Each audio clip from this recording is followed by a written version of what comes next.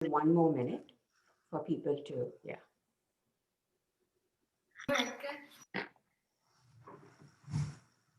Hi, Ramya. Okay. Namaste.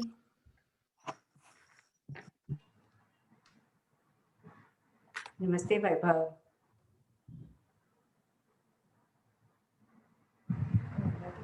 Hi, Vaibhav.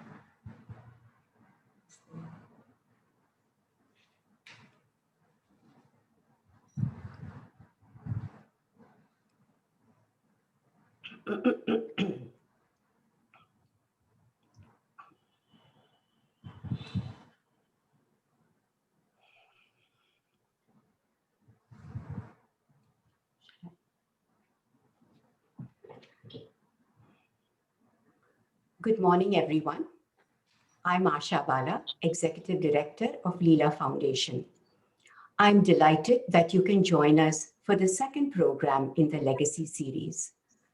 Through this series, we intend to bring scholars, artists, poets, writers, and academicians to give us a deeper insight into their area of expertise. In today's session, we bring to you a talk on the aesthetics of Indian classical arts by none other than Mandakini Trivedi, a performer, teacher, writer, choreographer, and recipient of the prestigious Sangeet Natak Akademi Award for Mohiniyattam. Mandakini's quest for truth has led her to search frontiers beyond the form. Chairperson and creative head of Nateshvari Dance Gurukul, Mandakini's chief work is in understanding the deep influence of yoga on the form, content, and experience of Indian classical dance. She is also a cultural educationist who shares her invaluable insights into the holistic and spiritual nature of Indian cultural forms on many platforms in many ways, and specifically through the residential programs offered at the Shakti Yogashrama. Welcome, Mandakini, to Leela Foundation, and thank you so much. Moderating the discussions is Kaustavi Sarkar. Dr. Sarkar is the disciple of Guru Paushali Mukherjee, Guru Ratikant Mahopatra, and Guru Sujata Mahopatra. She is a professor in dance at the University of North Carolina in Charlotte and runs a professional development opportunity for Indian classical dance educators through the Continuing Education Program. She is a recipient of the prestigious National Endowment for the Arts grant for bringing Odissi into mainstream arts contexts in the US. She holds a PhD from the Ohio State University with interdisciplinary research interests in digital humanities, cultural studies, queer studies, arts entrepreneurship, dance and community, and religious studies. Her monograph, Dance Technology, Social Justice, focuses on Odyssey's journey as a technique for social justice. She is the artistic director of Kaustavi Movement Center. Welcome, Kaustavi, to Leela Foundation, and thank you for being the moderator for today's talk and discussion.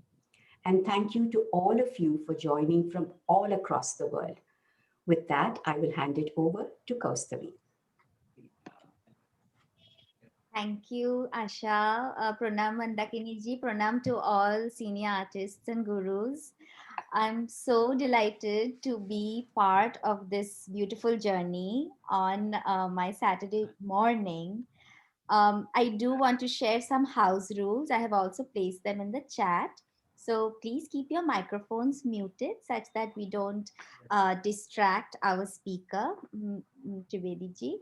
And also, if you have any questions during the talk, please share them in the chat.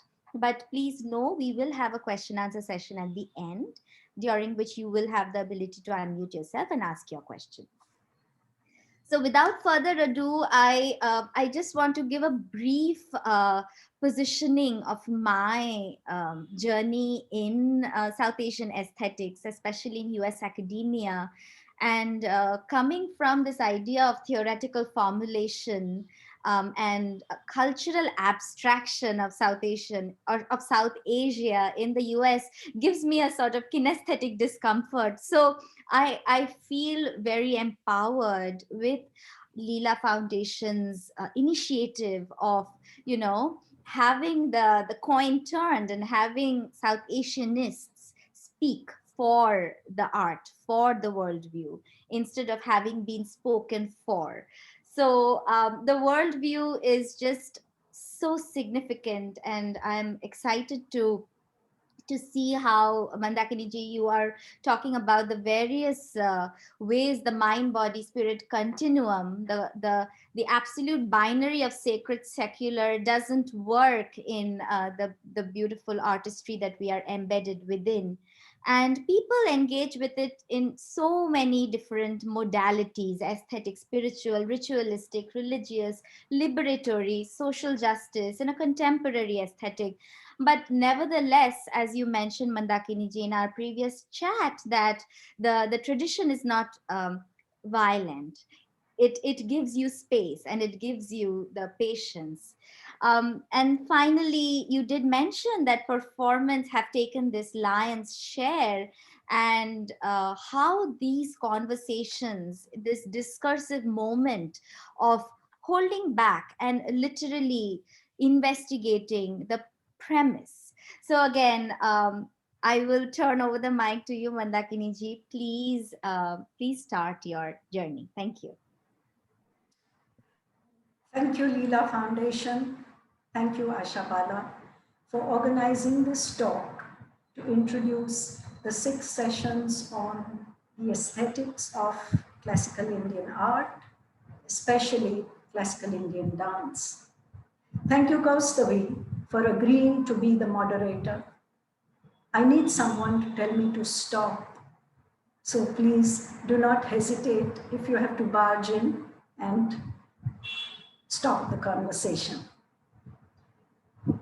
This session, I feel, is a wonderful way of, it will be like an icebreaker whereby we can segue and glide into the course that we are proposing, and it will give the participants some clue as to what to expect out of it.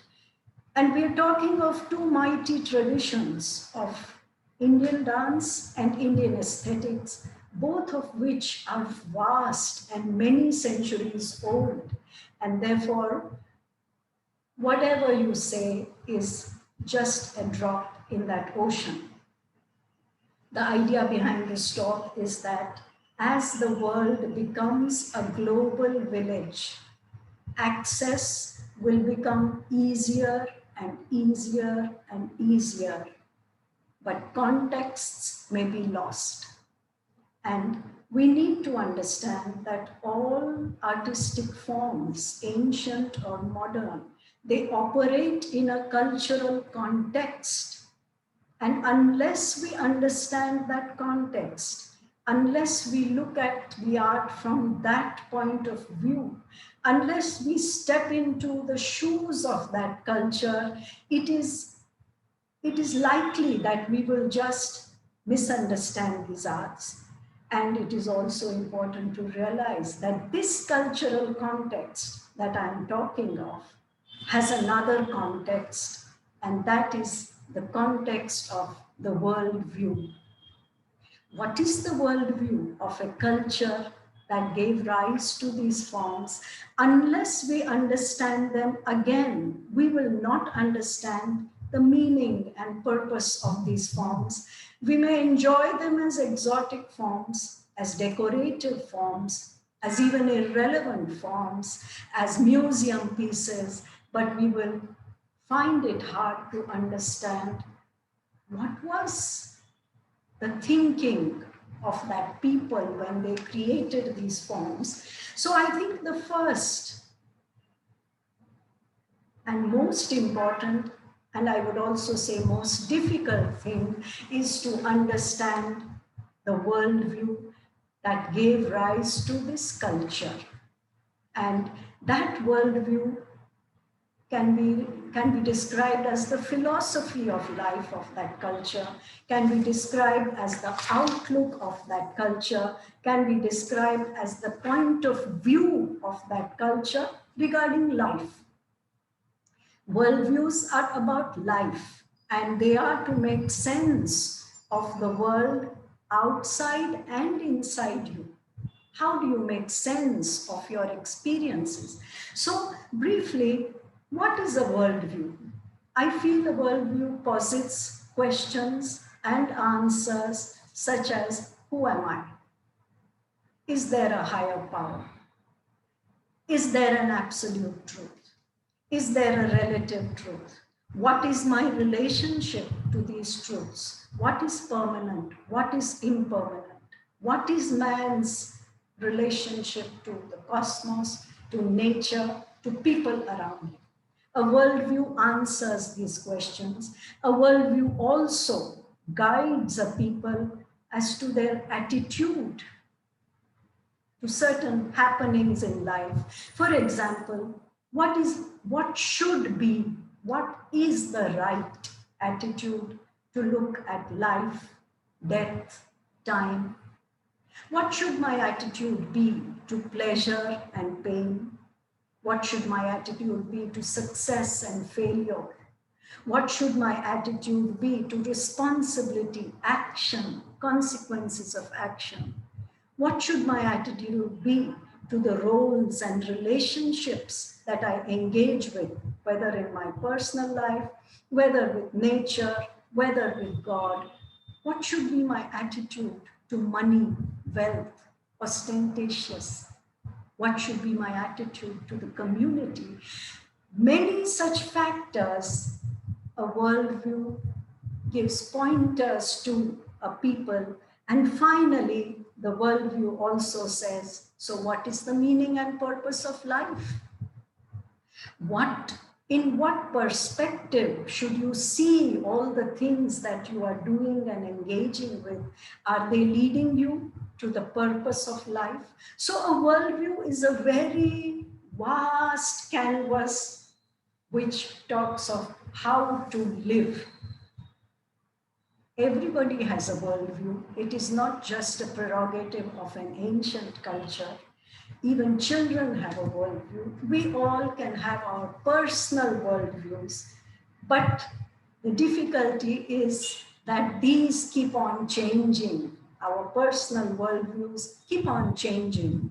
They depend upon our responses to life experiences. And as we move along, as we grow older, we see life in different ways. So in our own worldviews, we don't find anchoring, we don't find guidance. There is only confusion. I always give this very simple example that when a young girl or boy falls in love at 18, 19 or earlier, that person feels, hey man, love is everything. Forget college, forget graduation, forget earning. What a waste of time. Love fills me up. But that same person, few years down the line, the love didn't work out, and he will be telling people, don't waste your time in relationship. Go ahead and just make a life, have a career, make some money. So the worldview changed, the worldview shifted. Such personal worldviews, therefore, cannot give us guidance, give us anchoring. The worldview that a culture presents is time tested over centuries and centuries. The worldview that a culture, especially like Indian culture, presents is the living experience of seers and masters and sages. It is their vision of truth. What is the right way to live? It comes from their own personal experience, and it is not a worldview that is created by some legal or academic platform, or not a worldview that is political or any other kind of propaganda. It comes from a sheer experience of truth with complete dispassion and complete compassion, so that human beings are guided through the hazardous journey of life with the least suffering. You need not suffer, the worldview says, if you know what is the truth. So this worldview comes, it is yogaja. It comes from the living experiences of people at higher levels of consciousness. This is the operative word. It comes from a dimension of consciousness that we may not have experienced, but which will be of help to us. So then, let us try and understand what is this worldview that India again and again has repeated over centuries in the name of this philosophy or that. And it all came together in the philosophies of yoga and Vedanta. What was this worldview? What were the significant elements? Of course, it's a vast tradition, and we can only briefly point at the major factors. First is fundamental belief of this worldview is that all is absolute consciousness, whole, undivided, one. This is your true identity. You are the absolute consciousness. This consciousness desires to express itself through the many, that is the world and the cosmos and nature and people and relationships. This consciousness desires to become many, but since it all comes from consciousness, all is sacred. So you are that consciousness. And then this culture says what you are not. It says, be careful. Recognize these things as not being your permanent identity. What are those things? So it says, you are not the body. You are not your personality. You are not your gender. You are not your bank balance. You are not your profession. You are not the roles that you play. You are not the status that you have in life. You are not the group that you belong to, however lofty it is, for the simple reason that all this will come and go. All this is what Buddhism said, anitya, anishchit. Anitya means impermanent. Anishchit means uncertain. Do not identify with it. Engage with it, play with it, use it as a tool, but do not identify with this, because then you will feel deep pain and sorrow, and you will feel a loss of self and identity. So while you are pure absolute consciousness, you are not these things. Your identity is absolute consciousness. So within the tune and in tune with this framework of life, all aspects were understood and everything was posited in relation to these few basic truths.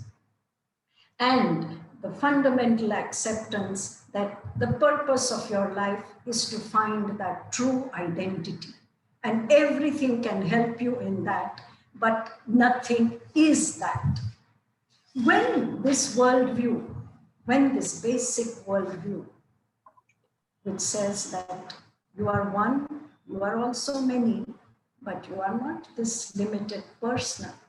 When this worldview is expressed through parables, stories, poems, dance, music, images, sculpture, architecture, liturgy, systems of worship, you call it culture. There can be no culture without worldview. Worldviews are expressed through culture so that it becomes accessible. a worldview like the yogic worldview is difficult to understand. How do you make it accessible to the common man?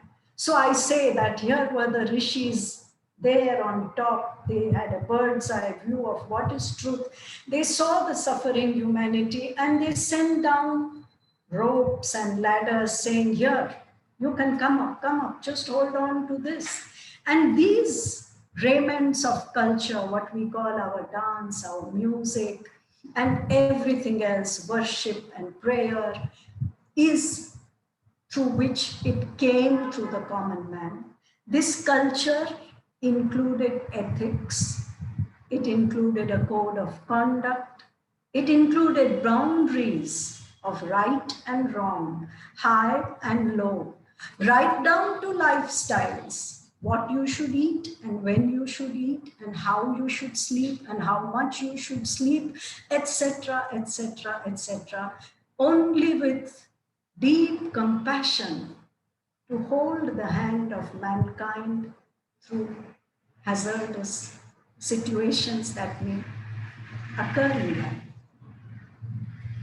In today's day, it is especially important for a student of art and dance to learn these worldviews because we seem to be now following a different worldview. The modern worldview, which even has come into the East and India, is liberal.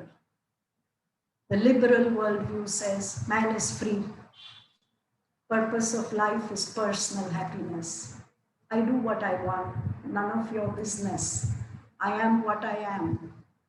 And I'm free, and nobody can tell me what to do and what not to do. And here and now is what I have, this life of pleasure, of maximizing pleasure and achievement. So the liberal worldview is quite at the other end from the yogic worldview. And if we say that our arts have come from this yogic worldview, it becomes especially essential to tell the young practitioner, wait a minute, don't assess and interpret these arts from your worldview, which you may be living in your life, because these forms did not come from that.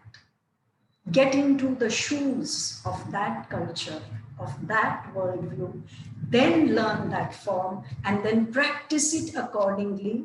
You may or may not make this worldview your own. If you do, you will find great peace in life. But if you don't, you still have to practice these arts with that worldview in mind and not the liberal mindset.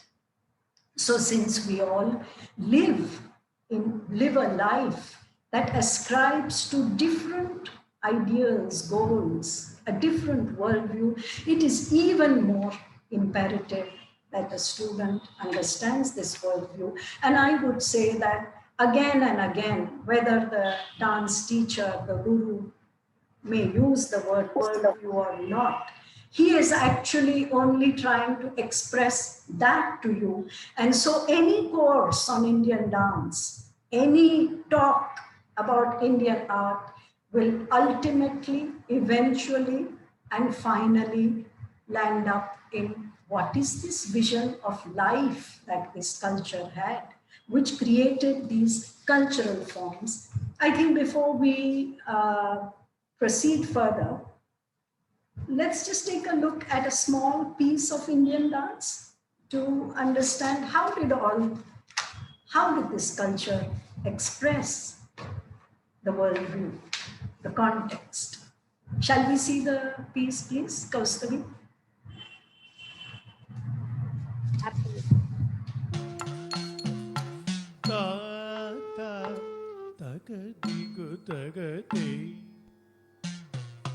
Takrita, tigrita, tumgritanam gritatada, takadigu tagade. Takrita, tigrita, tumgritanam gritatada, takadigu tagade. Takrita, tum ridanam ridatada tagadigu dagade tagrita tigrita tum ridanam ridatada tagadigu dagade tagrita tigrita tum ridanam ridatada tagadigu dagade tagrita tigrita tum ridanam ridatada tagadigu dagade tagrita tigrita tum ridanam ridatada tagadigu dagade tagrita tigrita tum ridanam ridatada tagadigu dagade tagrita tigrita tum ridanam ridatada tagadigu dagade tagrita tigrita tum ridanam ridatada tagadigu dagade tagrita tigrita tum ridanam ridatada tagadigu dagade tada tagadigu dagade tada tagadigu dagade.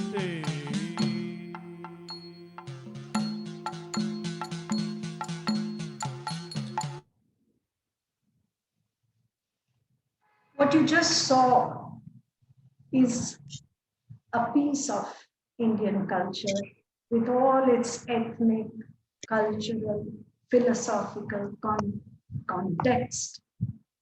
The theme, it was in praise of Ganapati. So three questions arise. Who is this Ganapati? What place does he have in my life? Do I believe in God?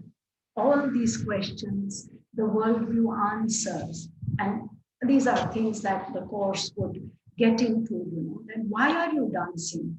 Why do you open a recital with Ganapati? Why are you dancing the Leelas of gods or the attributes of gods? What connection do they have to my life? These, unless a student understands, they are not going to be able to practice an art except as a physical form, and then sooner or later it will appear limited to them. It will not allow them to express themselves. And so it's essential that they understand this worldview. Before we proceed, Kaustavi, do you have some questions that Yes, have come thank up? you. Thank you so much, Mandakini ji. I do have a few questions, but I do urge the audience here to please put their questions on the chat as well. So, Mandakini ji, um, just thinking of what you shared already, I'm reminded of Aristotelian phronesis, which is practical wisdom. This idea of the body having wisdom of its own. It's a worldview that is almost complementary to the South Asian point of view, the yogic worldview that we are talking about. And then the other theoretical term that I'm reminded of is this idea of ethnocentrism. Um, this idea of looking at another culture from one particular culture's vantage point is is harmful and dangerous, right? And that's exactly what you are also emphasizing and reiterating in your sharing of the importance of understanding worldviews. I do have some questions for you. Overall, I'm interested to understand who is responsible. Who is responsible for striking this, this hard balance in this post-colonial world where everybody is colonized and everybody has been uh, is either consciously or unconsciously exposed to, modulated by a neoliberal worldview, right? So, who is responsible to then strike that balance of infusing philosophical and cultural contexts, the yogic worldview, and sort of, bringing the person, the student, into this mold? Well, of course, the teacher. The teacher is responsible to sow those seeds in a student. One cannot expect a student to go to a philosophy class and understand yoga, then go to a martial arts class and understand this, then go to X class. No, it all has to come together in one living human being for another living human being to imbibe it. It's a great responsibility. It's an impossible task, but it's the only way. Who is responsible? The teacher. To sow these seeds, at least the student can water it all their life, can choose those areas which interest them, those for which they have a talent, those to which they are sensitive. But the teacher has to show. La class hai. You have to sow the seed. So who is responsible? The teacher. Yes, it's a huge responsibility. It feels very good, I think, for people feel good to be called gurus. It's a horribly responsible position. Guru is not a status, it's a level of consciousness that even the teacher has to throughout their life raise that. It's not a given. See, that's the beauty about this worldview, that there is no end to evolution. And you cannot say, oh, hey, I'm Guru, I have learned everything. No, then nobody can learn everything. You have to keep evolving. You have to keep sowing those seeds in the student. And I'm sure everybody has experienced this in learning with their teacher, that, oh, initially they taught it like that, but now they are teaching it like this. They have changed. No, they've not changed. They've just evolved. So yes, ultimately, I have this theory, about talim and riyaz. Talim is training and riyaz is self-practice. And I feel that, the two, talim and riyaz, are like this. Initially, you have to do training and then you have to practice, self-practice. And as the student advances, they come closer, and of course you cannot do anything with just one. Just talim is not enough, just riyaz is not enough. Both have to be there. And as you progress, it's like a triangle. They both ascend. And there comes a point when they meet, where your talim is your riyaz, and your riyaz is your talim, and your inner guru is awakened, and you teach yourself, which means you continue to evolve, you continue to expand consciousness, and you continue to sow the seeds in the student. And the student again rises to that level where he becomes like, it's like, Matsyendranath said, one candle lights another. The student becomes the candle and lights another. This is what we call parampara, Guru Shishya parampara, lineage, whatever. That you make another candle, and that's all you can do. And then that candle will light, and then. And when 3 generations are lit like that, you have a parampara. And when it continues, that parampara becomes solid and strong. Imagine how many candles have been lit in this culture for it to have come to us like that. We do not even realize this. It's a miracle how these forms have come to us. But it came only like this. One teacher lit a candle, and that candle did its work. And here we are today, ready to get lit. So whose job it is? Yes, the teachers. And the teacher has to do, one has to understand that in this tradition, teaching was far more respectable and vital and important than performing. It's only in the last few years that this has changed, in the last decade or so. Otherwise, the teacher was the most important person. The performer was just a tool and somebody, who learned, but the reins were held by the teacher. So who is responsible? The teacher is responsible to evolve, to make their consciousness grow, not just consciousness of their subject and their form, but their pure consciousness also. And then we can have a transcendental art. Otherwise, it becomes just a form. So I do have a follow-up question, but I do want to acknowledge OTC artist Jhelam Paranjape. Jhelamappa, hello. She says, beautifully said, Mandaji, Talim and Riyaz, one candle lighting another. So beautifully said. I wonder about this idea of light and transcendence. And I'm thinking about the body as well, right? So the sensorial is so central to our arts. The other day, you were mentioning about the beauty, the aspect of, and Mohiniyattam, right? The idea of Mohini itself.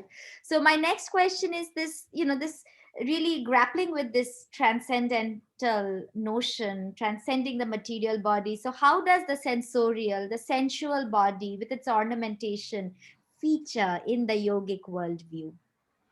So I'd like to briefly, talk. I call these arts transcendental arts for want of a better word. I don't know in English what can describe what in Sanskrit we call the alaukika arts. They are arts that are talking of another dimension of consciousness. Now, the moment you say this, people feel, oh, that means it is not related to my day-to-day life and not related. It's another dimension of consciousness. So I would like to briefly explain, what does transcendence mean? Transcendence means I engage with something and then I go beyond it. But when I go beyond it, I don't throw it away, I include it. And then again, I take a step forward, I go beyond, I include. So it is including and expanding and including and expanding. And for this, again, this is steeped in our worldview, which said that all is Brahman, all is absolute consciousness, but it's not a flat oneness. When you say all is one, that's a very flat thing. It's very dull.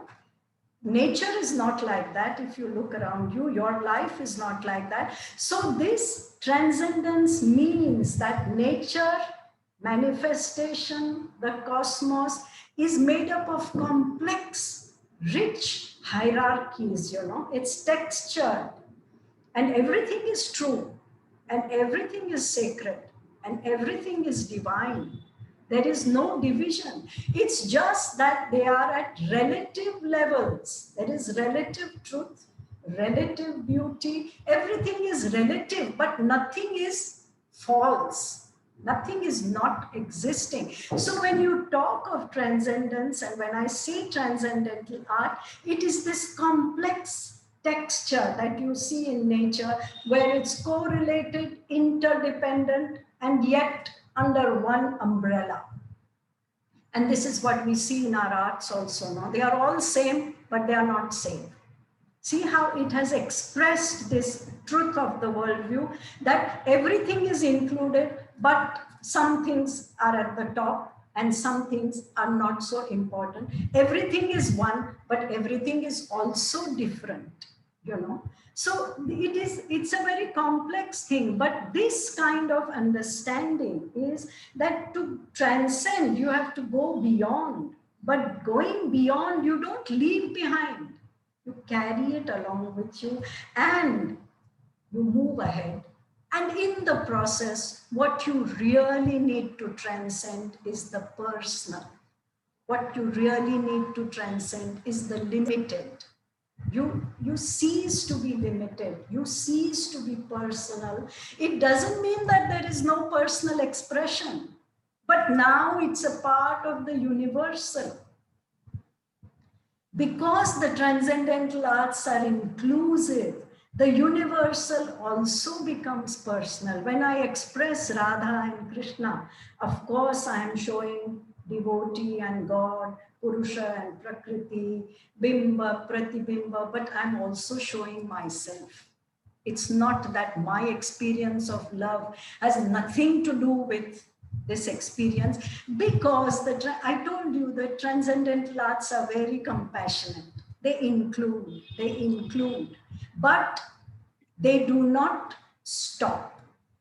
And they say this is not the end. The goal is the highest. You have to, through the art, at least get a taste of that unitary consciousness. This we call rasananda. So when you talk of hierarchies and texturing in nature, we see this in our arts. They are so complex. Look at dance. It's a texturing of music, poetry, and movement together. And then to that you add the rasa shastra, and you add the yoga shastra, and you add the costumes and makeup and so on. So it's, see how complex the texturing is. This is what makes something transcendental, because this worldview is multi-layered. It requires multi-layered understanding. But to do all this, you require an introversion. You require an independence of things external. That this culture said that go within, live life inside out. Break the shackles of the personal. You will find greater joy. The more shackles you break, the more joy you will get. Why you want to be limited? Why should arts also be just one dimensional? So a transcendental art is many dimensional, highly textured, hierarchical, structured, complex. Maybe this is a perfect segue, Mandakini ji, to talk about the plate and also show our audience the course content. Sure, we could do that. So here I have created this small chart, of what makes something transcendental. What makes an art transcendental? It is this layering. And so you can choose to be at any layer you want to, but the art does not stop at one layer. So if you look at the form of Indian dance, then you find that it is triple layered. Now, triple layer does not mean three. Triple means limitless, because three is the number of multiplicity manifestation. After three, it goes on increasing. So the triple layer means innumerable layers of consciousness make the art and make the aesthete also. You take the form, it is at once aesthetic. Nobody can deny this. Indian dance is beautiful, whether you understand or you don't understand. It's like tasty food, I don't know the recipe, I don't know how it's done, but hey, it's damn tasty. So the first layer is, it is aesthetic. If you seek, if you search, you will automatically go deeper, and there is a meaning to that movement, which is not just what meets the eye or the ear. There is something more to this that tells me about nature, about life, about the cosmos, about reality. And if I'm still probing, I still want to go deeper, I reach the third layer, which is always yogic. I'd like to explain this word yogic. It has nothing to do with postures and breathing techniques and asanas and all the forms that one associates with yoga. What I mean by yogic is a first-hand personal experience of truth that liberates me and fills me with unconditional joy, inexpressible joy, where my personality completely drops, my personal joy, sorrow, even a drop of this is what we call rasananda. Even a drop of this cleanses the chitta, cleanses consciousness. So if you go deeper, you will have a personal experience of joy that breaks down your personality and when the personality is broken, you can only be ecstatic. Then you go to the content of the art. Again, it functions at 3 levels. The first level is the story, and the stories are so beautiful, so interesting, so whimsical, so inexplicable, so funny, so confusing, but yet they hold your attention. The first is the narrative level. All enjoy it. Children enjoy it at their level, adults at theirs, and throughout your life, if you look at these stories, you will slowly, as you mature, see the beauty of the transcendental arts is if you mature, it is mature. It has something mature to offer. As you mature, you see symbolism in these stories. And you see that, hey, they are telling me something about life. So you go to the second level of the content, which is symbolic. And finally, again, you go to the yogic. This story is happening on the platform of your own consciousness, in your own collective unconscious. Emotions, feelings, everything is there. This story is you enjoying yourself. And finally, you come to the experience. The experience is at the surface, sensual, beautiful. It's coordinated, it is balanced. You know, you can use all those aesthetic terms. It has rhythm, it has balance, it has proportion, it has color, whatever. It pleases every aesthetic sense, the eye and the ear. These two are called the aesthetic senses.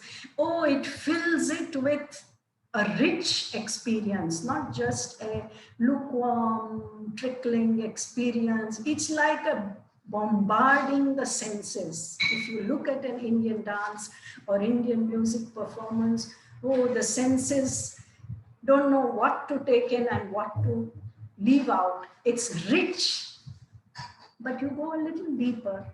That experience is cathartic. You have felt it somewhere in your life. And if you go still deeper, it's yogic because it made you drop all your conditioning and you became free of this personality for the moment of that performance. The artist and the tradition used every tool to make you drop the personal. There was stylization, there was music, there was dance, there was mythology, there were stories that were not literal, making sure that, look, you human being, your personal life is too tiny. Look at this cosmos and look at nature's divine plan and look at the play of this divinity, and you are the divinity. So finally, it is yogic in nature. This is the ghanam, as they say in the South Indian languages. The classical arts are ghanam. It is rich with meaning at so many levels. And these 9 cubes that you see, they are like the Rubik's Cube, but they are not 9 separate things. They interface, they interact with each other, they influence each other and create a complex tapestry that takes years and years and years to master, and yet you never master it. Thank God for that, because there's always something, some level of consciousness that you can still unpeel, because this absolute consciousness is limitless. Everything in this world is limitless. So these 9 layers are not 9 separate things. They are inside each other. And you keep on swimming in this vast ocean. Talking about swimming, Mandakini ji, talking about the beautiful metaphor of swimming, maybe Muthu ji can share the course that you will teach at Leela Foundation. Maybe this is a nice segue into that as well, where Yes. share a little bit about beginning to swim, at least Yes. beginning to swim. So, shall I speak? Yes, please. Yes. Yeah. So this very concept of course is not Indian. Because how do you layers and layers of meaning, how do you make them time bound? But times are such that if you have to lead the students slowly, you take them through some aspects of the art, and that is what the 6 sessions are about. Some aspects of the art, of course, they will touch the worldview. They will talk about how Indian dance is unique in the world history of dance. It is a chapter. Indian dance is a chapter that deserves the most unique place, because never before and never after will such an art form be created that has everything as far as possible. So the course will briefly talk of worldview, will briefly talk of this unique thing called performing arts in India, How, why does Shiva dance? Why is he seen as a performer? It's a tribute to dance and to Shiva both. Because in dance we saw life, so the course will talk of that. It will also talk of things that the student learns in class. There is pure dance, there is expressive dance, there are hand gestures, coming down to the basic form. So, you have to kind of challenge the student, take them to the worldview, come back to what they are doing in class, again take them to aesthetics, come back to what they are doing in class, because like I said, these 9 layers interface so subtly that this is the only way you can do it for the student. And it will talk also of the devotional movement that gave an impetus to dance. But I would like to just maybe request that, subjects have a will of their own, and courses. We have all seen with our gurus that they start here and they end somewhere else, not because they don't lack attention, but because the subject is like that. So I would request those who register that subjects have a will of their own. And please allow me the freedom to include things that may not be there in the written syllabus, and exclude things that might have been there, because in a holistic art form, you cannot really convey the whole. Like I tell my students, you have to be like Agastya, he swallowed the whole ocean. We cannot. So that's what I feel about these sessions. Do register, do join. It will give you an understanding of Indian art in its completeness, and not just one side, not just the performance, not just the technique, but the complete picture, at least a roadmap of what is Indian dance. Not you may not have the actual thing, but you'll get the roadmap for sure. Please do register and join. Thank you so much, all of you, for being here. And I'm Thank grateful you. to Leela Foundation. Kaustuvi, you didn't stop me. You should stop me. It's Okay. mesmerizing. It's mesmerizing to I hear. hope so. I hope so. um, this idea of this time bound and worldview, I think they are conflicting worldviews, but you handle them very, very aesthetically and philosophically. um, just one question that I have about these layers that you talked about, and this uh, the tabular representation is not necessarily its correct representation. It's a complex web of katha stitch, or I don't know, Assamese muga that I am wearing, right? It's like a complex web. So I wonder, for a student, for a beginner student who, let's say we are beginning with your video, the video you shared with us, how will you teach a beginner student to peel those layers? Could you just share briefly a little bit about the video that you shared, the text, the Ganpati, so, and You those know, layers? sorry. Yeah, please continue. Yes, Yeah. those 3 layers, yes. I think it's important to understand that every morsel of Indian dance that you take in has all the layers, has everything. It's not like it comes in the second year or the third year or in the 10th step that you learn or in the 90th piece that you know. It's there in every bite, like food, like rasa. See, Bharata's analogy of rasa means just that, that the condiments, everything is in everything all the time. So I don't think we need to get tense because anyway they are eating it. I'm only telling them, can you taste this as you eat? Can you feel this taste? Can you see this is the red chili? Can you see this is the, the taste? You have to only draw the student's attention. I always believe that yoga is already there in Indian dance. When people tell me, you talk, no, I'm not doing anything. I'm saying it's there. So the student is already tasting the whole thing. You have to draw their attention. You have to make them aware that, do you know why this gesture is like this? Or do you know what is the place of stylization? For example, when we say that this culture feels the personal is not important, when I say I am that, it means I am not a person. I'm non-personal. Now, this non-personal is there in your stylization. The way you do a particular gesture, the way you are expressing it is not yours. It's not your personal expression to begin with. Because the effort was always, as Kumaraswamy said, you have to get freedom from the personality and not for the personality. This is the basic difference between the liberal and transcendental. The transcendental says, be free of your personality. It's only creating problems. And be free of it.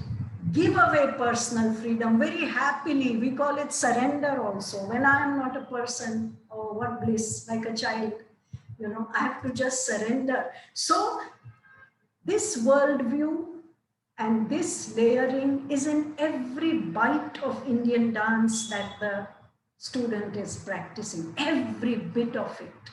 And that is the greatness of this tradition, How did they, like I tell my students, koot ke bhar diya andar, so that you cannot. You like it or you don't like it, it's all there. You don't like religious, too bad. But now how are you going to separate it all? How are you going to separate this stylized form and express a socio-political condition? It's not allowing it freely, because it's all one. It's all one. They made this compact software. You don't like it, leave it, create another software. But this software, if you push and pull these 9 layers, somewhere the cracks will be seen and the experience will not be this powerful one. And the highest experience really is when I don't have a personality, when I'm free, oh, I'm happy, blissful. So you will find arts which will express the socio-political, the personal, the pathological. You leave it to them because then their forms are like that. I'm not saying right and wrong. I'm not saying value judgment. I'm not saying this is the best and everything should be banned.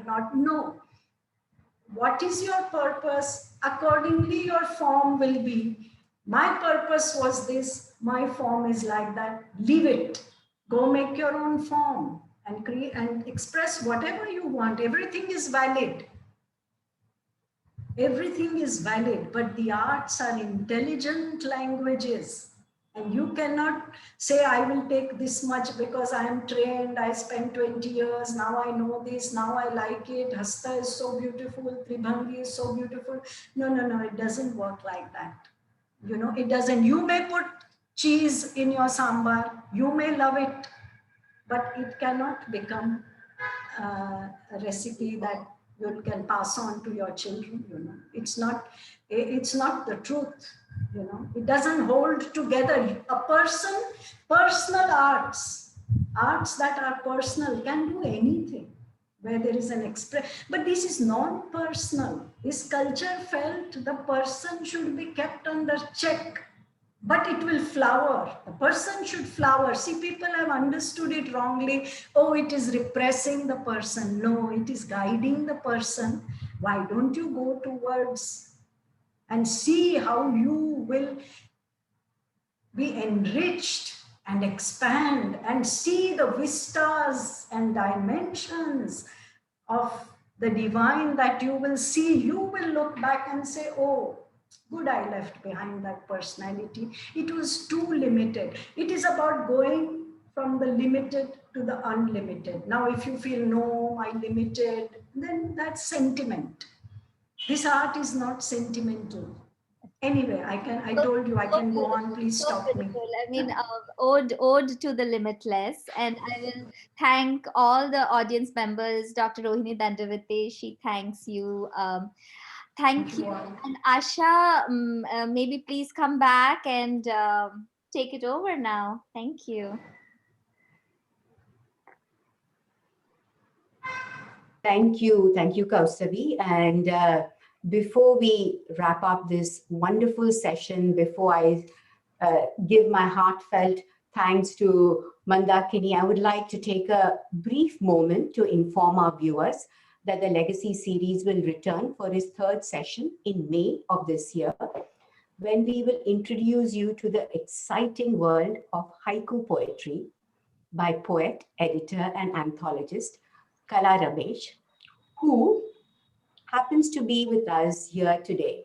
So, with your permission, could I ask Kala to just give us an inkling of what this session will be?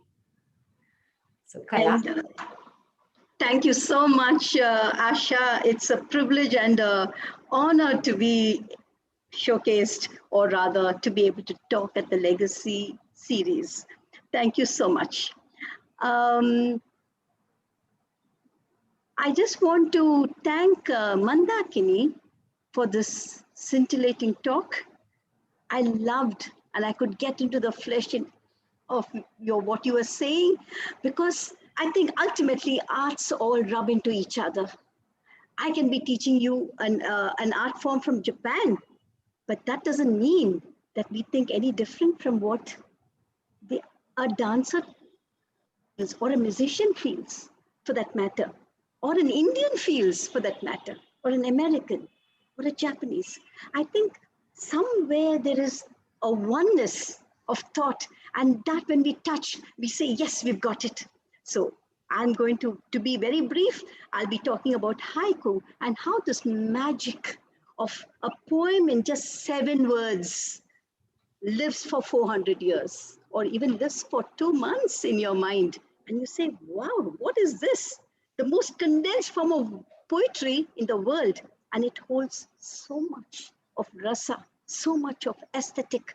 And I think we are in for some exciting revelations and exciting expansion, that something so small can hold something so big. Thank you. Thank you so much, Asha, for including haiku in all this. And I think haiku is privileged. Oh, no, don't say that. Thank you, Kala, and we are looking forward to it. And with that, we come to the end of this amazing session. For those of you who may not be aware, my association with Mandakini goes way back to our Nalanda days. We would be mesmerized by her lectures in Natya Shastra, in the Karanas, you name it. And we used to come out of her lectures with this absolutely contented, blissful expression. And we came up with this phrase called Manda happened. And so at every opportunity, I have tried to invite Manda to North Carolina so that the community here can experience this phenomenon of Manda happening. So, thank you so much, Asha. Thank you. That's very kind, very gracious, very large-hearted. Thank you. Heartfelt thanks, Manda, for agreeing to come here and talk to us on the Leela Foundation platform. And we hope to see more of you when we have the workshop coming up in April. Please do sign up at info@leela-foundation.org, and we will share all the details of the workshop for you.